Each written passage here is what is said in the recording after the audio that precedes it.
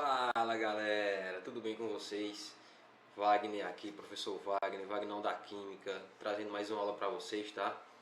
Dessa vez a aula vai ser sobre solubilidade de compostos orgânicos. Vamos falar sobre polaridade, vamos falar sobre tipos de moléculas e sua polaridade, como elas se relacionam através da solubilidade com outros compostos, tá? Com outros compostos orgânicos. Então, vamos ver como essas questões caem no Enem sobre esse conteúdo e a gente vai estar resolvendo e tirando as dúvidas aqui com vocês, certo? Então vamos para o vídeo. Então, pessoal, quando a gente fala em polaridade, tá? A gente fala em, digamos assim, moléculas que possuem ligações desiguais, ligações covalentes entre átomos desiguais. Como isso ocorre? Através do que nós chamamos de elementos químicos eletronegativos. Um elemento químico eletronegativo quer dizer que ele possui muita tendência de atrair elétrons da ligação para ele, tá? Para si. Então, os elementos químicos mais eletronegativos são o flúor, oxigênio, nitrogênio, cloro, bromo, iodo, enxofre, carbono e o fósforo e o hidrogênio. Tá? Todos nessa sequência. O elemento químico mais eletronegativo é o flúor. O menos eletronegativo é o hidrogênio. Ou seja, se eu tiver a ligação do flúor com o elemento químico hidrogênio, por exemplo, ácido fluorídrico, tá? É uma molécula em que tem uma tendência muito grande em que o par de elétrons da ligação esteja indo diretamente para o flúor. Tá? O flúor tem a maior tendência de atrair elétrons para si do que o hidrogênio, por exemplo. Quando isso acontece, tá? Nós temos o que nós vemos aqui em cima, tá certo? Ó, nós vemos aqui em cima. Ó. Qualquer ligação entre átomos com eletronegatividade diferente, nós dizemos que nós temos uma molécula polar, tá? Ou seja, vai formar polos. Um atrai mais elétrons do que o outro elemento químico fica com deficiência de elétrons, e o elemento químico mais eletronegativo, que atrai os elétrons para si, ele fica com maior quantidade de elétrons, digamos assim, tá?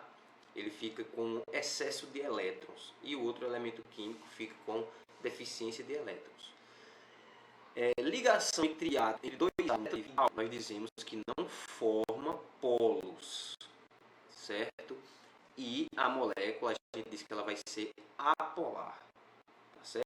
Por exemplo, vejam só. Aqui nós temos uma molécula apolar, ou seja, o elemento químico que estava aqui, vamos supor o elemento químico A, ele estava ligado aqui, tá? Por uma ligação covalente compartilhando elétrons. O elemento químico B, ele é menos eletronegativo, tá? Ele é menos eletronegativo. E o elemento químico A, ele é mais eletronegativo. Então, os dois elétrons dessa ligação simples covalente, o A, ele puxa, tá? Ele puxa para si, ele atrai para si esse par de elétrons, tá certo? Então, ele fica com o polo negativo, tá? Isso significa que está com excesso de elétrons. E o elemento químico B, ele fica deficiente de elétrons com a carga positiva, tá certo? A gente vê até que nesse desenho que a nuvem eletrônica do elemento A, ela é maior que a nuvem eletrônica do elemento químico B, tá? Então forma polos. Se forma polos, um com mais elétron que o outro, nós dizemos que a molécula ela é polar. Se os átomos são iguais, tá? Ninguém atrai elétron mais do que o outro elemento químico para si. Então não forma polos, ela é apolar. Certo? Muito bem. Então, nós já temos aqui moléculas diatômicas formadas por átomos iguais são sempre apolares. Tá? Então, moléculas diatômicas, certo? Moléculas diatômicas, ou seja, que tem dois átomos, e esses átomos, a molécula vai formar polos, tá certo? Por exemplo, gás oxigênio, gás cloro, o gás hidrogênio. Todas são apolares, não formam polos. Se nós temos moléculas com átomos diferentes, aí nós temos um elemento químico atraindo mais elétrons do que o outro. Por exemplo, o ácido fluorídrico, igual ao exemplo que eu dei, o hidrogênio é muito pouco eletronegativo e o flúor é muito eletronegativo. Então ele atrai para si, tá, esse par de elétrons da ligação e deixa o hidrogênio deficiente de elétrons e o flúor fica com excesso de elétrons, certo? Molécula e uma molécula polar, forma polos, um negativo e outro positivo. Outro exemplo também é o ácido clorídrico, aqui como vocês podem ver, tá? O hidrogênio com cloro. Bom, aqui pessoal é o seguinte, nós chegamos aqui numa parte bem interessante, tá? Que nós vamos falar de alguns tipos de moléculas e a sua polaridade. Então, as moléculas que a gente chama de moléculas hidrofílicas, tá? Moléculas hidrofílicas são moléculas que possuem afinidade com a água. Elas gostam de interagir com a água. Por quê? Porque moléculas hidrofílicas, certo? Elas são moléculas polares. Se elas são moléculas polares, elas têm uma diferença de eletronegatividade na ligação dessa molécula, tá? Entre os átomos dessa molécula. E lembrando, pessoal, a água, tá? A água é uma molécula polar. É uma molécula polar. Então é o seguinte: se eu tenho uma molécula polar, ela interage com molécula polar bem. Molécula polar interage com polar. Agora, uma molécula apolar interage somente com outra apolar. Uma molécula polar não vai interagir com uma molécula apolar, tá? Com polaridade diferente da dela, certo? Então, um exemplo de molécula polar ou hidrofílica, tá? Molécula hidrofílica também é uma molécula polar, tá certo? Nós temos aqui o exemplo de água, de álcool, de cloreto de sódio, né? Enfim, entre outras moléculas. Então, molécula hidrofílica possui afinidade para interagir com água, tá? Molécula hidrofílica também é igual a molécula, também é chamada de molécula polar. Aqui nós temos outro tipo de molécula, que são as moléculas hidrofóbicas, tá? Moléculas hidrofóbicas, vem de água, tá, pessoal? Fóbicas vem de fobia, ou seja, medo de água. Moléculas hidrofóbicas são aquelas que não possuem interação com água. Elas têm fobia à água, elas têm medo de água. Estamos chamando de moléculas hidrofóbicas, tá? Aí, pessoal, é o seguinte, vocês têm que anotar isso aqui. Ó. Uma molécula apolar que a gente vai ver muito em questões de Enem são as moléculas de hidrocarbonetos.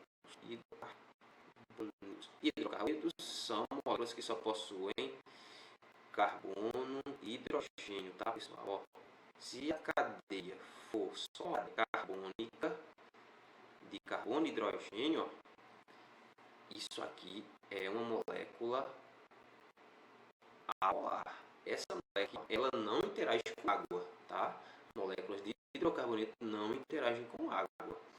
As moléculas de hidrocarboneto estão presentes muito em óleos e gorduras, tá? Apesar de eles terem também oxigênio, elas têm muita cadeia de carbono e hidrogênio, certo?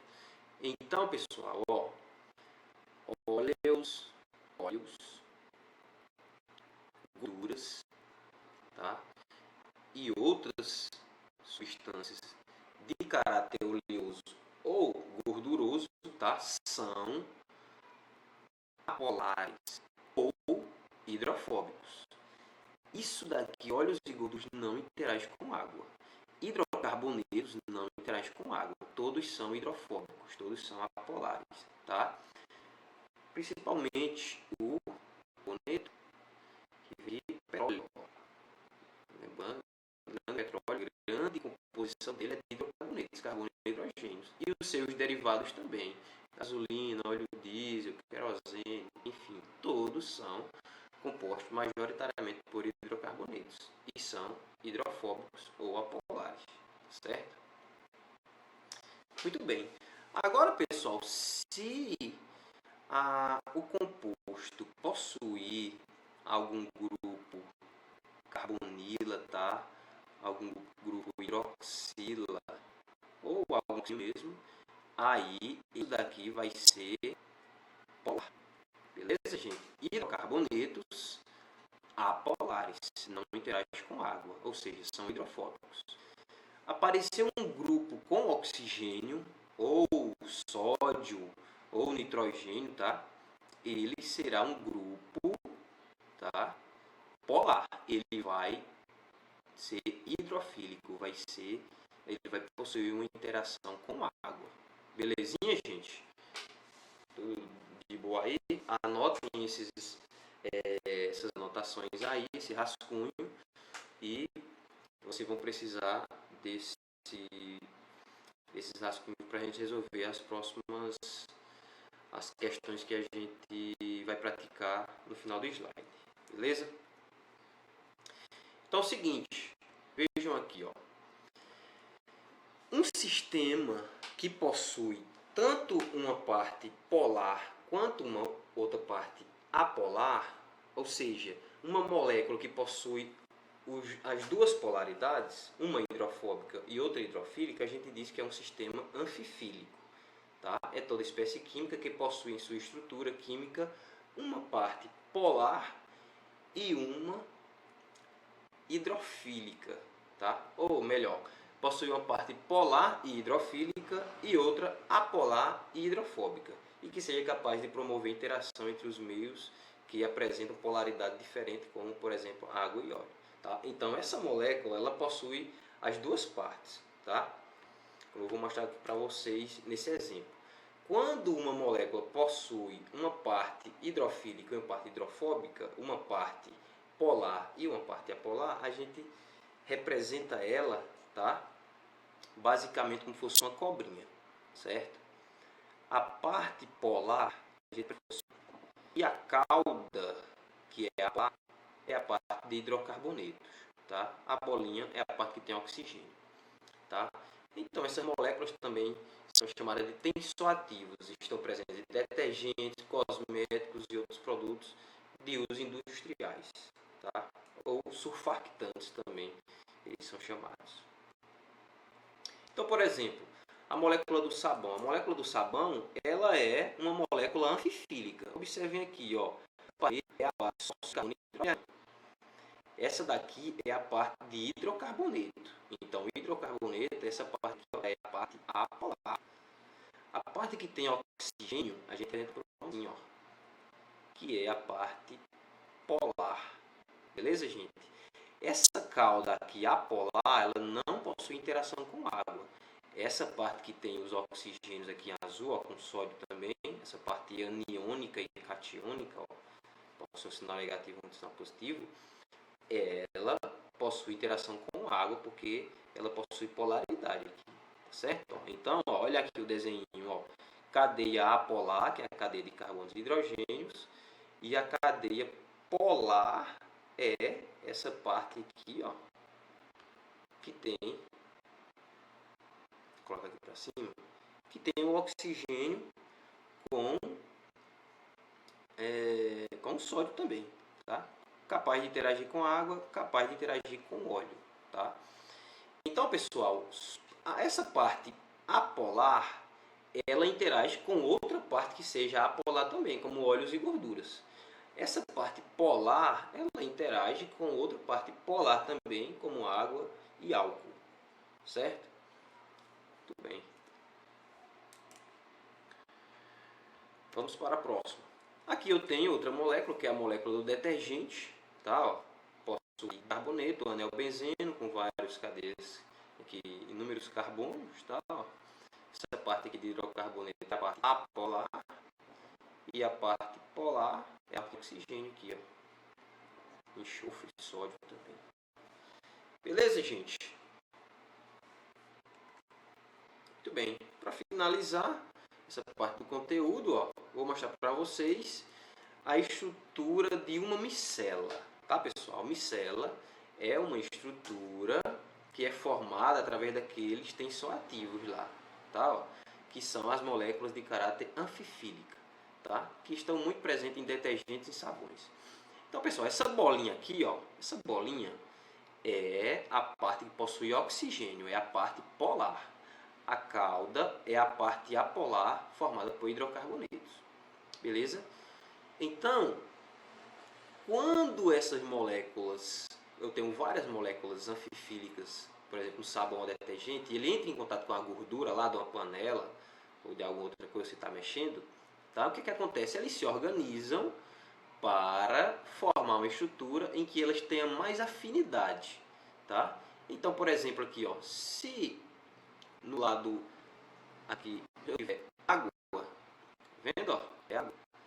As moléculas anfifílicas do sabão lá e da detergente, eles vão se organizar com que a parte polar fique para fora em contato com a água e as caudas apolares fiquem para dentro em contato com a gordura que você está querendo retirar lá do seu utensílio. Então essas moléculas se organizam de tal forma que formam esse aprisionamento da gordura, tá? Ou do óleo com as caudas apolares. Eles formam essa estrutura assim, como se fosse um círculo, e aprisionam a gordura, e aí que você retira a gordura através dessas estruturas, são chamadas de micelas, tá certo? Então, ó, a parte apolar, que interage com as moléculas de gordura, fica voltada para o interior, como que aprisionando a gordura, tá? Então, a parte polar, que interage com as moléculas de água, fica voltada para a parte exterior, tá certo, pessoal? Então é assim que se limpa gordura, óleos ou gorduras, tá? Através das moléculas que existem em sabão e detergente, beleza? Então agora a gente vai se preparar para resolver as questões que caem no Enem. Vamos lá, gente. Vamos lá. Vamos ver essa questão aqui, ó. Os tensoativos são compostos capazes de interagir com substâncias polares e apolares. Isso aqui é a característica de uma molécula anfifílica, tá? E os tensoativos a gente falou de sabão e detergente, por exemplo, né? A parte iônica dos tensoativos interage com substâncias polares e a parte lipofílica interage com as apolares. A estrutura orgânica de um tensoativo pode ser representada por... Então, pessoal, aqui nós temos o tensoativo, ó. Vejam que tem longa cadeia de carboneto. Essa é a parte lipofílica, tá? Que é a parte polar. E a parte iônica possui um íon aqui, ó, a parte iônica com carga negativa, é a parte polar. Beleza? Como diz o texto, a parte lipofílica, que é a cadeia de hidrocarboneto, ela é apolar e ela não interage com água. A parte polar, que tem oxigênio, tem a parte iônica aqui, ó, ela é a parte que interage com água, certo? Uma representação de um tensoativo são essas representações aqui, ó, que são chamadas de surfactantes ou tensoativos, tá?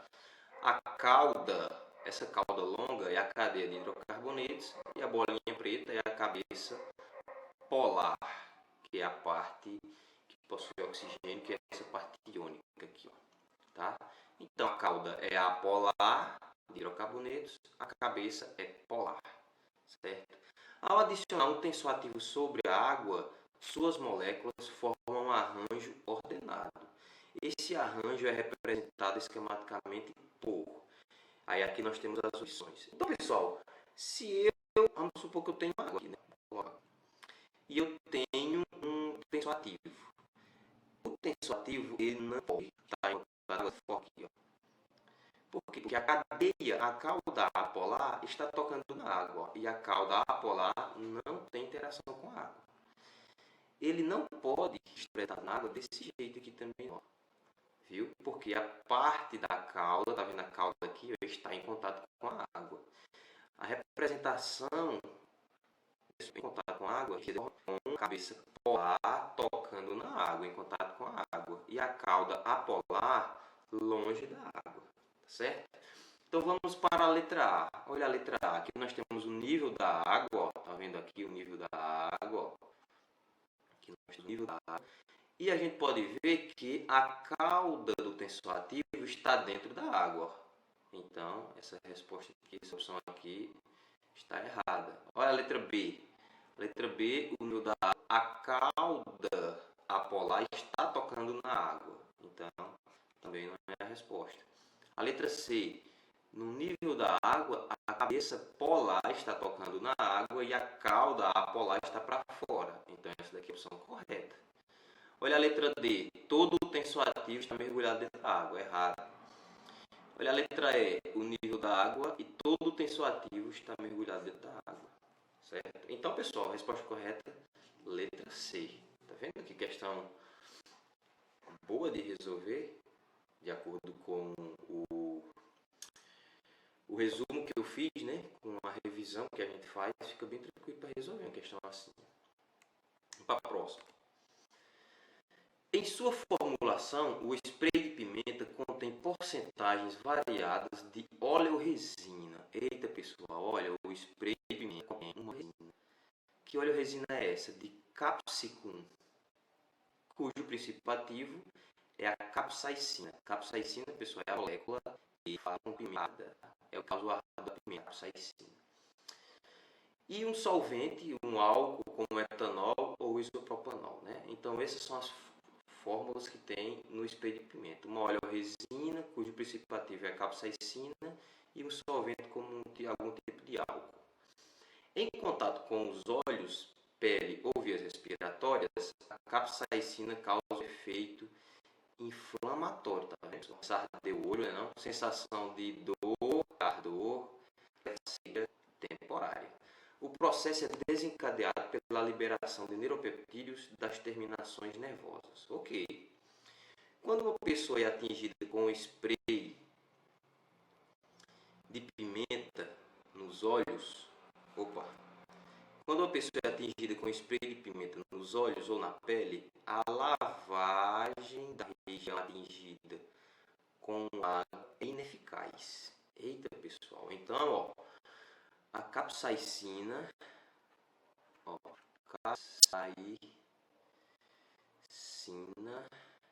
capsaicina contém óleo, tá? Óleo-resina. Esse óleo-resina, ele está dizendo aqui, ó, é um tipo de óleo. Então, se ele é um tipo de óleo, a molécula ela é essencialmente apolar. Ela é apolar. Ela não possui interação com água. Então, a lavagem da região atingida com água é ineficaz. Sim, vai ser ineficaz. Por quê? Porque a água é polar, viu? E vocês sabem que polar não dissolve apolar.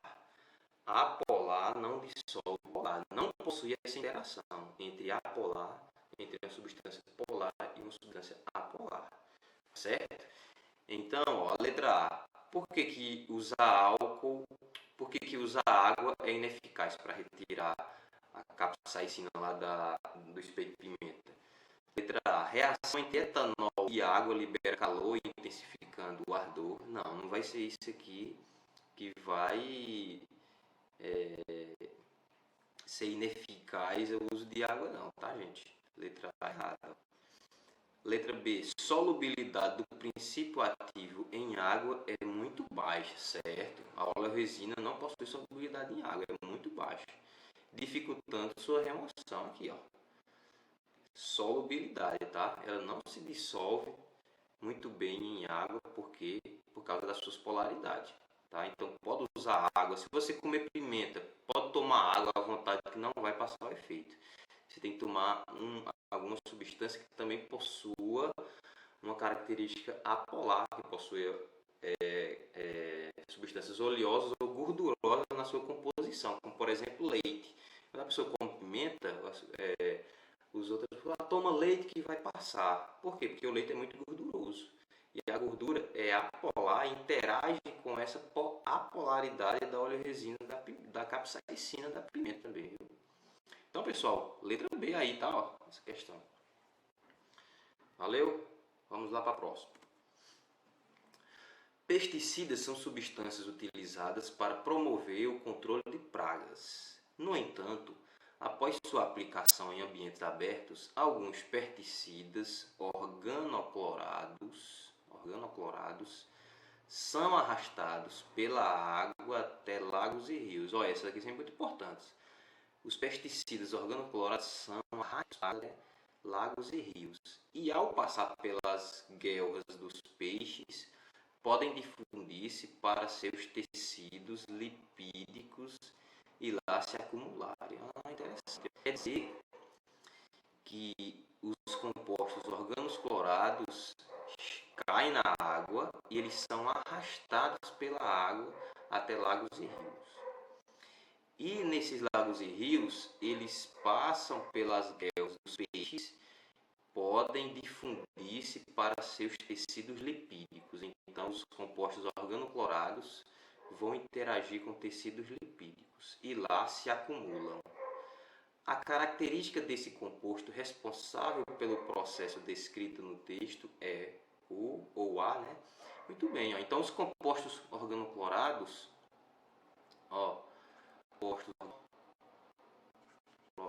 são compostos orgânicos que possuem cloro, né? O elemento químico cloro, eles são arrastados pela água. Se ele é arrastado pela água, quer dizer que ele não está dissolvido na água. Tá? Se ele é dissolvido na água, ele não vai ser arrastado, ele vai estar dentro da composição da água. Se ele é arrastado pela água, ele está sendo carregado pela água. Então, esses compostos clorados aqui, eles possuem, tá, característica apolar. Viu, pessoal? Eles possuem característica apolar. Então, eles também possuem baixa polaridade. Baixa polaridade. Eles não são polares. A polaridade dele é baixa, tá? Porque eles são apolares. Eles não têm polaridade, certo? Porque eles não se dissolvem na água, eles são carregados pela água. Quando eles chegam nos peixes, lá nas guerras dos peixes, eles podem difundir-se para seus tecidos lipídicos e lá. Então, você tem que saber, pessoal, lipídios. Tá? Lipídios são óleos ou gorduras. Se eles são líquidos ou gorduras, eles são apolares. Eles são apolares. E eles interagem com substâncias apolares também. Por isso que os compostos organoclorados vão se depositar nessas camadas, nesses tecidos lipídicos e se acumular lá. Viu? Então, pessoal, a característica desse composto responsável pelo processo descrito é a sua baixa polaridade. Ele possui baixa polaridade. Viu? Ele é carregado pela água e se acumula em tecidos lipídicos. Então ele é apolar. A polaridade dele é baixa. Ele não possui polaridade. Tá? Muito alta, digamos assim. Beleza, gente? Conseguiram entender aí? Qualquer dúvida, façam uma pergunta, coloquem aí nos comentários. Então, de acordo com o texto, os pesticidas organoclorados difundem-se pelos tecidos lipídicos e lá se acumulam. Para que isso ocorra, os compostos devem apresentar baixa polaridade. Isso acontece porque o tecido lipídico é formado também por moléculas de baixa polaridade. Ok? Vamos para a próxima. A lipofilia é um dos fatores fundamentais para o planejamento de um fármaco.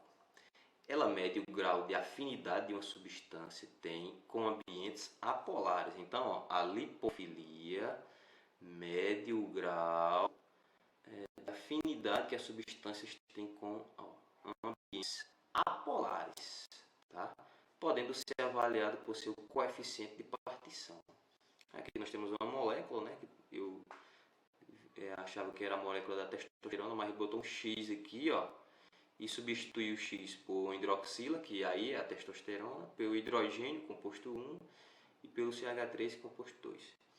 Em relação ao coeficiente de partição da testosterona, as lipofilias dos compostos 1 e 2 são, respectivamente... Aí quer saber a lipofilia, né? Então, pessoal, a lipofilia mede o grau de afinidade que a substância tem com ambientes apolares. E quer saber em relação a esse grau, né? As lipofilias do composto 1 e do composto 2, que é composto 1 é hidrogênio e composto 2 é CH3. Então querendo saber se o grau de afinidade com ambientes apolares do composto 1 e do composto 2 são maior ou menor do que a da testosterona, que é a substituição do X pela hidroxila. Entendi. Então vamos ver aqui, ó. Coloquei até um composto aqui. Então, se eu substituir esse X aqui, ó, por a hidroxila, tá? A hidroxila tem uma testosterona. Aí, pessoal, vocês têm que ver a estrutura dessa molécula. Ó. No final aqui eu tenho um oxigênio. Essa parte aqui, ó, ela possui uma certa polaridade por causa do oxigênio, mas o restante da estrutura é toda de hidrocarboneto. Ó, é toda de hidrocarboneto. Se eu colocar uma hidroxila aqui, ó, ele vai ficar mais polar, certo? Por quê? Porque eu estou adicionando uma hidroxila, eu estou adicionando oxigênio. Se no lugar desse X eu adicionar o composto 1, que é só um hidrogênio, tá? Ela vai ficar mais apolar do que se eu colocasse a hidroxila. Por quê? Porque eu só vou ter oxigênio aqui embaixo. Ó. Eu só vou ter uma parte polar aqui embaixo. O restante vai ser todo de carbono e hidrogênio. Vai ser todo apolar. Se eu colocar um hidrogênio aqui no lugar desse X. Se eu colocar a hidroxila, eu vou ter uma parte polar aqui em cima e uma parte polar aqui embaixo. Tá? Se eu colocar o hidrogênio, essa parte todinha aqui, depois do oxigênio, vai ser apolar. Então vai ser mais apolar. Ela vai ter mais afinidade com a lipofilia, né? Que é a afinidade com ambientes apolares. Se colocar o hidrogênio, vai ficar mais apolar. A lipofilia vai ser maior do que se eu colocar a hidroxila, que vai ser a testosterona, né? Se eu colocar o CH3 do X, vai ser mais apolar também. Eu só vou ter carbono e hidrogênio. Então, pessoal, se eu colocar o hidrogênio, a lipofilia em relação a eu colocar o OH vai ser maior. Tá? Porque vai estar no ambiente mais apolar. Tá? Se eu colocar o CH3, a lipofilia vai ser maior em relação à testosterona, que é a hidroxila, porque vai estar no ambiente mais apolar, certo? Então a resposta correta aqui, ó, vai ser a letra B, beleza? Ó, a lipofilia vai ser maior no composto 1 e vai ser maior no composto 2 do que a da testosterona, que possuiria uma hidroxila, tá? Muito bem. Vamos para a próxima. Então, ó, tensoativos são compostos orgânicos que possuem comportamento anfifílico, né? Isso a gente já viu. Isto é, possuem duas regiões, uma hidrofóbica e outra hidrofílica. Ok. O principal tensoativo aniônico sintético surgiu na década de 1940 e teve grande aceitação no mercado de detergentes em razão do melhor desempenho comparado ao do sabão. Ok. Então diz aqui que um principal tensoativo, né, sintético surgiu na década de 40. No entanto, o uso desse produto provocou grandes problemas ambientais, dentre eles a resistência à degradação biológica, por causa dos diversos... Olha, por que ele era resistente à degradação? Porque ele tinha muito carbono na cadeia que compõe a parte hidrofóbica, né, desse tensoativo aniônico. As ramificações na cadeia dificultam a sua degradação. Então, essa cadeia ramificada, né, na parte que contém um grupo aniônico, né, com carga negativa, faz com que esse tensoativo demore muito tempo para ser degradado.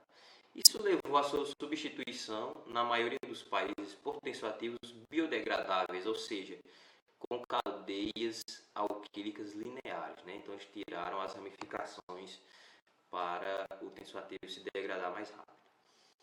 Qual a fórmula estrutural do tensoativo persistente no ambiente mencionado no texto? Então, pessoal, nós temos que encontrar um tensoativo aniônico, que possui uma carga negativa, né, na sua parte apolar, hidrofóbica, que tenha muitas ramificações, né, carbonos terciários ou quaternários, né? Então vamos ver aqui, ó, a letra A não tem ramificações, não tem ânion, né, não tem carga negativa nem positiva, ou melhor, não tem carga negativa, né? A letra B, nós temos aqui ramificações, aqui, nós temos ramificações, ó. Beleza, e nós temos um grupo aniônico e catiônico aqui, certo? A letra C, nós não temos uma cadeia ramificada, tá? Ó. São cadeias lineares aqui, um é o benzeno, ele tem o grupo aniônico aqui, ó, né? O catiônico também, mas não tem cadeia ramificada. A letra D não tem cadeia ramificada também. A letra E tem ramificada e tem um grupo aniônico catiônico aqui. Agora, pessoal, nós ficamos entre a letra B e a letra E. Qual saber qual estrutura é a do tensoativo? A gente tem cadeias ramificadas na letra B e cadeias ramificadas na letra E. Agora a gente tem que saber o grupo iônico, né? Que eu falei catiônico e aniônico. O grupo tem que ser aniônico, ele não é carbonetos. Então, pessoal, a estrutura que tem um grupo aniônico de carbonetos é o da letra B, tá? A letra E, ele tem um grupo catiônico, tá? Catiônico ligado à cadeia de hidrocarbonetos. Catiônico. Por que, Wagner? Porque tem carga positiva no nitrogênio. E aqui é o grupo aniônico, tá? Negativo, ligado à cadeia de hidrocarbonetos ramificados. Beleza? Então, a resposta correta, letra B, pessoal. Vamos para a próxima.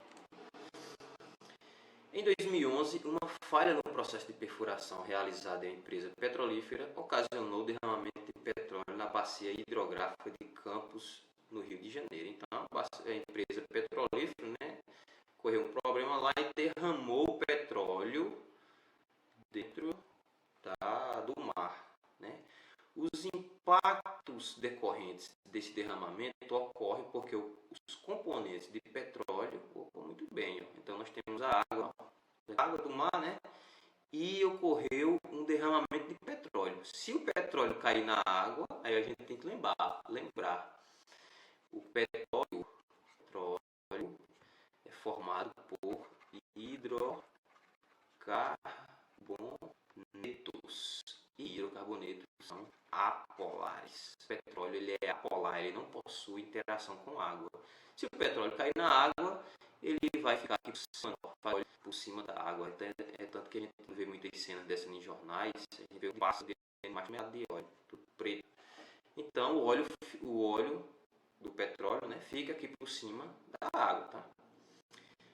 Então, os impactos decorrentes desse derramamento ocorrem porque os componentes do petróleo, letra A, reagem com a água do mar e sofrem degradação, gerando compostos de elevada toxicidade. É errado, né, pessoal? Eles não reagem com a água do mar. Tá?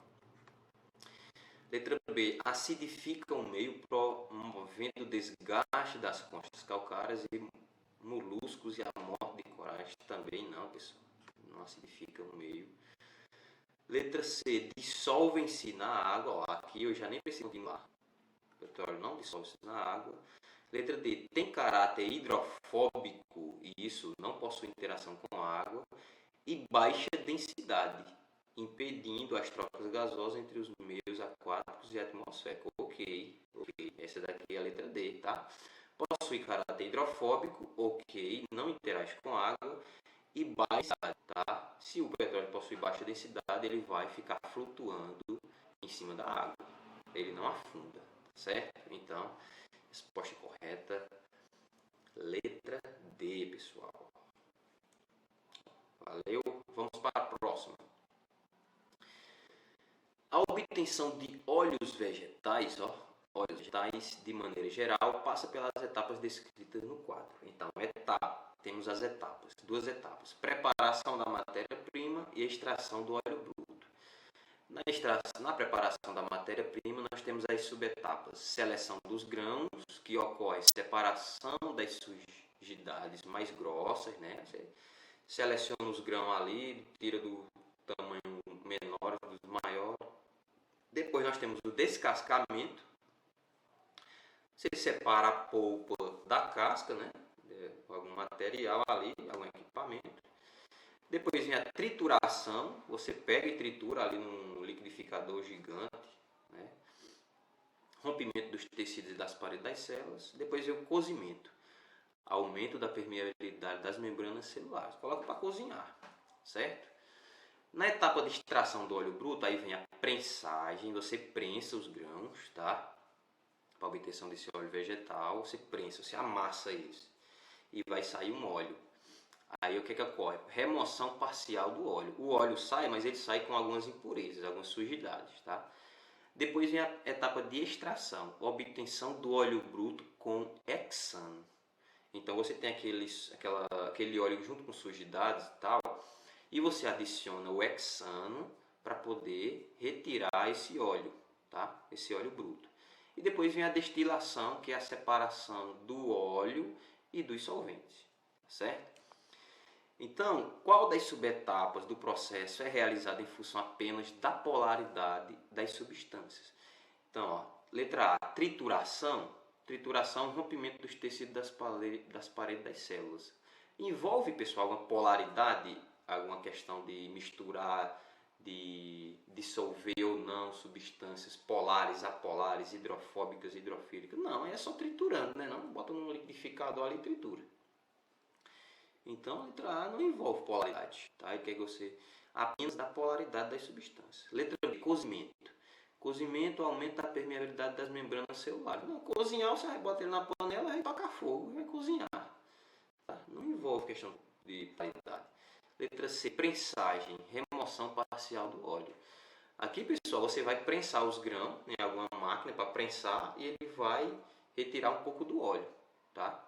E aí não envolve polaridade nenhuma, é só pressão. Letra D, extração. A extração, obtenção do óleo bruto com hexano. Então, pessoal, o óleo vegetal, ele é uma molécula apolar. Ele é uma molécula apolar. Se eu vou obter esse óleo vegetal, esse óleo bruto com hexano, eu tenho que é o hexano. O hexano, ele é um derivado do petróleo que possui 6 de hidrocarboneto. Ele é um hidrocarboneto, o hexano. Hidrocarboneto derivado do... Se ele é um hidrocarboneto derivado do petróleo, ele é álcool, beleza? Então, eu adiciono o hexano no óleo, tá? O hexano se mistura com esse óleo e eu retiro esse óleo das impurezas. Depois, eu faço um processo de destilação e eu separo o óleo do hexano, tá certo? Então, a etapa que eu utilizo através de polaridade, tá? Para retirar esse óleo é a etapa da extração, certo? É a etapa da extração. Beleza, gente? Então, letra D, certo? E para finalizar, tá? Nós vamos para a última questão. Ó, a capacidade de limpeza e a eficiência de um sabão depende da sua propriedade de formar micelas. Olha só, formar micelas estáveis que arrastam com facilidade as moléculas impregnadas no material a ser limpo.